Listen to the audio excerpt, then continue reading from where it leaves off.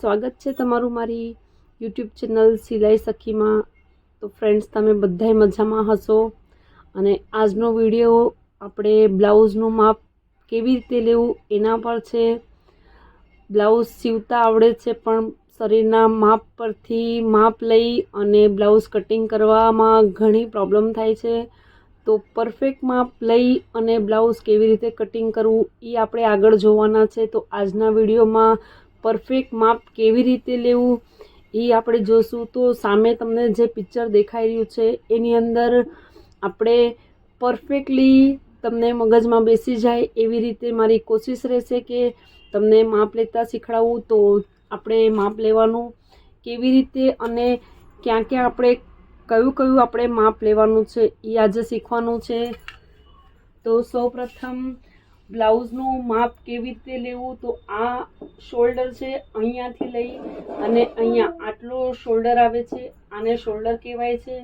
તો કોઈ પણ શરીરનું માપ લ્યો તો ફર્સ્ટ શોલ્ડર માપવાનું. બાય અને જે શોલ્ડરનો જે જોઈન્ટ આવે છે ત્યાંથી આપણે શોલ્ડર માપશું. એ તમારું 14 હોય 15 હોય જે પણ હોય એ આપણે અહીંયા જોઈ લેવાનું છે. એના પછી આપણે બ્લાઉઝની લંબાઈ લેવાની છે. શોલ્ડર પરથી લઈ અને કમર સુધી આ ભાગને લંબાઈ લેવાની છે. જે લંબાઈ હોય 13, 14 જે પણ લંબાઈ હોય આને લંબાઈ કહેવાય છે. એના પછી છાતીનું માપ લેવાનું છે. તો એક્ઝેક્ટલી છાતીનો ડોટ પોઈન્ટ હોય ત્યાંથી આપણે માપ લેવાનું.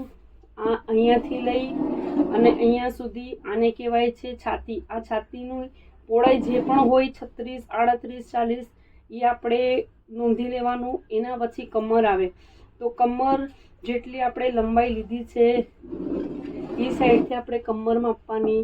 તો આ આપણી પરફેક્ટ કમર આવી જાય. કમર 27 હોય 28 હોય જે પણ હોય એ આપણે પરફેક્ટ માપી લેવાની. એના પછી આગળનું ગળું અને પાછળનું ગળું. આ તમને સામે પિક્ચરમાં બ્લુ લાઇન જે દેખાય છે એ ટોટલ ભાગ બેક સાઈડનો છે. આ ટોટલ જેટલી પણ લાઇન દેખાય છે એ બધી બેક સાઈડની છે અને વ્હાઇટ માર્કિંગ છે એ ટોટલી ફ્રન્ટની છે. તો આગળનું ગળું અને પાછળનું ગળું. આગળનું ગળું શોલ્ડરની જે પટ્ટી હોય છે ત્યાંથી લઈને અહીંયા સુધી આપણે આગળનું ગળું માપવાનું છે. અને બેક સાઈડનું ગળું આ તમને બ્લુ માર્કિંગ દેખાય છે એ બેક સાઈડનું ગળું હોય છે.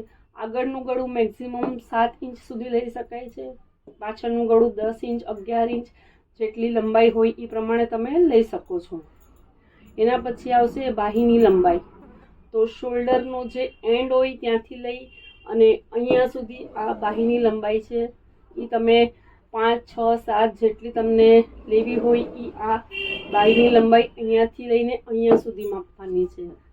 એના પછી બાહીની પહોળાઈ લેવાની છે. તો અહીંયાથી લઈ અને અહીંયા સુધી હાથ પર બાહીની પહોળાઈ લેવાની છે.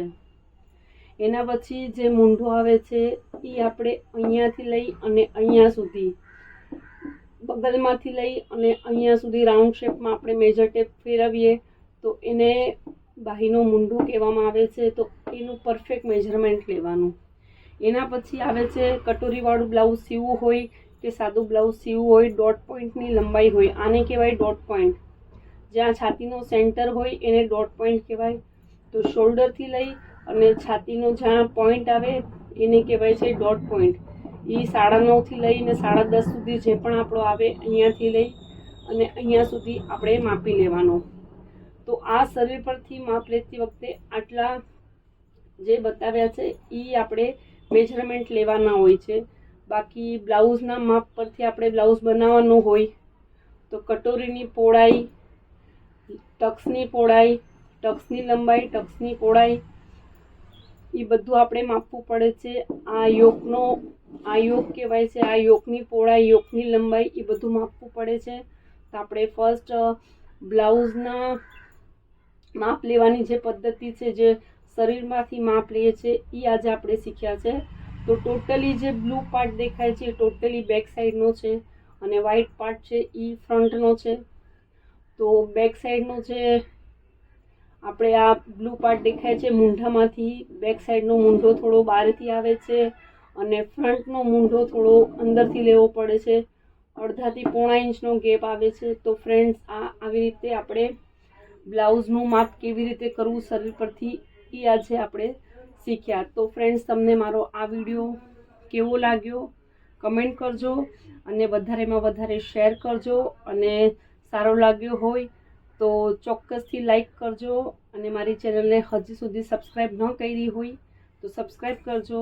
સાથે જ બેલ નોટિફિકેશનને ક્લિક કરજો જેથી મારા આવાવાળા બધા જ વિડીયો તમને મળતા રહે. Thank you.